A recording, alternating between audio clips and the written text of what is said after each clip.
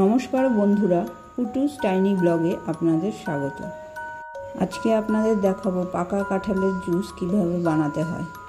কাঁঠালের কোয়াগুলো আমি খুলে রেখেছি, এবার এইগুলো থেকে বীজগুলো বার করে নেব। আমাদের একটি কাঁঠাল গাছ আছে, আর তাতে প্রচুর কাঁঠাল ধরে। আর কাঁঠাল খেয়ে যাতে কোনো অসুবিধায় পড়তে না হয়, তার জন্য কাঁঠালের রস বানিয়ে নিই।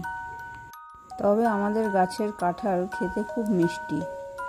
অনেকেই কাঁঠাল পছন্দ করেন না, কিন্তু এই যে কাঁঠালের বীজগুলো, সেগুলো খুব পছন্দ করে বেশিরভাগ লোক।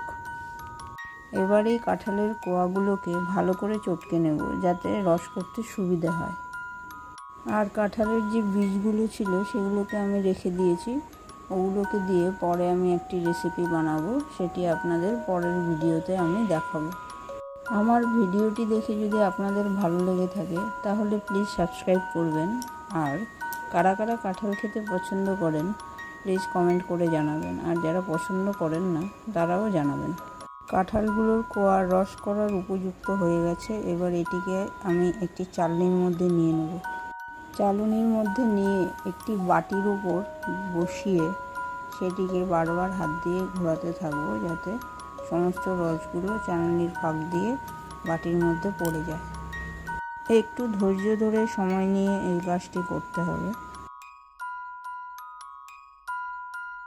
এই দেখুন, সমস্ত ছাবড়া বেরিয়ে এসেছে, রস তৈরি হয়ে গেছে। এবার এগুলোকে আপনারা মুড়ির সাথেও খেতে পারেন, অথবা এমনিও খেতে পারেন। মুড়ির সাথে খেতে বেশ ভালোই লাগে।